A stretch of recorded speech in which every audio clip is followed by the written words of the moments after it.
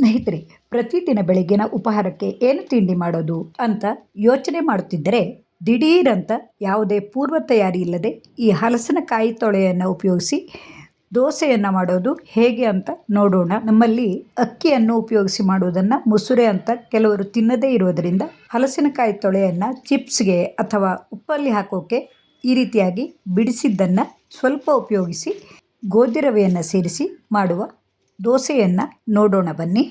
ಈ ಹಲಸಿನ ತೊಳೆಯ ಮೇಲಿನ ಸಾರೆಯನ್ನೆಲ್ಲ ತೆಗೆದು ಒಳಗಿನ ಬೀಜವನ್ನು ತೆಗೆದು ಸೊಳೆಯನ್ನು ಬಿಡಿಸಿಟ್ಟುಕೊಳ್ಳಬೇಕು.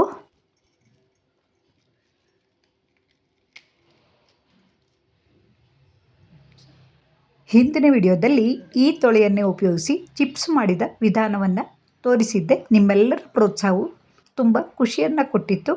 ಹಾಗೆಯೇ ಈ ತೊಳೆಯನ್ನು ಈ ರೀತಿಯಾಗಿ ಒಳಗಿನ ಬೀಜವನ್ನು ಬೇರ್ಪಡಿಸಿದ ನಂತರ ಮಿಕ್ಸಿ ಜಾರ್ಗೆ ಸ್ವಲ್ಪ ತೊಳೆಯನ್ನು ಹಾಕಿ ರುಬ್ಬಿಕೊಂಡಿದ್ದೀನಿ.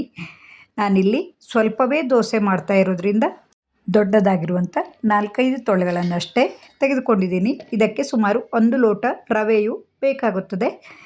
ಇದನ್ನು ನುಣ್ಣಗೆ ರುಬ್ಬಿಕೊಳ್ಳುವಷ್ಟರಲ್ಲಿ ನಾನಿಲ್ಲಿ ಈ ಬನ್ಸಿ ರವೆಯನ್ನು ಸುಮಾರು 1 ಲೋಟದಷ್ಟು ತೆಗೆದುಕೊಂಡು ನೀರಿನಲ್ಲಿ ನೆನೆಸಿಟ್ಟುಕೊಂಡಿದ್ದೀನಿ.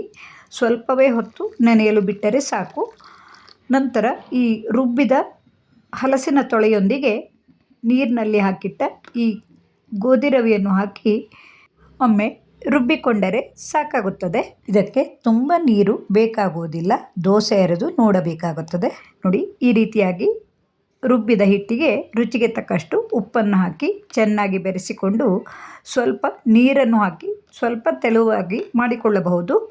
ಒಮ್ಮೆ ಒಂದು ದೋಸೆಯನ್ನು ಎರೆದರೆ ಮಾತ್ರ ಅದರ ಹದವು ಗೊತ್ತಾಗುತ್ತದೆ. ಎಣ್ಣೆ ಹಚ್ಚಿದ ಕಾವಲಿಗೆ ದೋಸೆ ಹಿಟ್ಟನ್ನು ಹಾಕಿ ದಪ್ಪನಾಗಿ ಅಥವಾ ತೆಳುವಾಗಿ ನಾವು ದೋಸೆಯನ್ನು ಹೊಯ್ದುಕೊಳ್ಳಬಹುದು.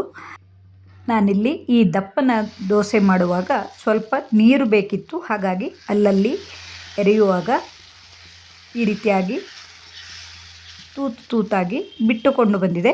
ಹಾಗಾಗಿ ಸ್ವಲ್ಪ ನೀರನ್ನು ಬೆರೆಸಿಕೊಂಡು ನಂತರ ಇನ್ನೊಂದು ದೋಸೆಯನ್ನು ಹಾಕಿದ್ದೀನಿ.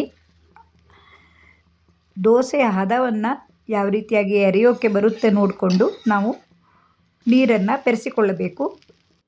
ಒಂದು ಬದಿ ಕೆಂಪಗಾದ ನಂತರ ಇನ್ನೊಮ್ಮೆ ಮಗುಚಿ ಹಾಕಿದರೆ ದಪ್ಪನಾದ ಅಥವಾ ತೆಳುವಾದ ದೋಸೆಯು ಸಿದ್ಧವಾಗುತ್ತದೆ. ಇದಕ್ಕೆ ಬೇಕಿದ್ದಲ್ಲಿ ತುಪ್ಪವನ್ನು ಹಾಕಿಕೊಂಡು ಬೇಯಿಸಿಕೊಳ್ಳಬಹುದು. ಗರಿಗರಿಯಾದ ದೋಸೆ ಬೇಕಾದಲ್ಲಿ ತೆಳುವಾಗಿ ಎರೆದುಕೊಳ್ಳಬೇಕು.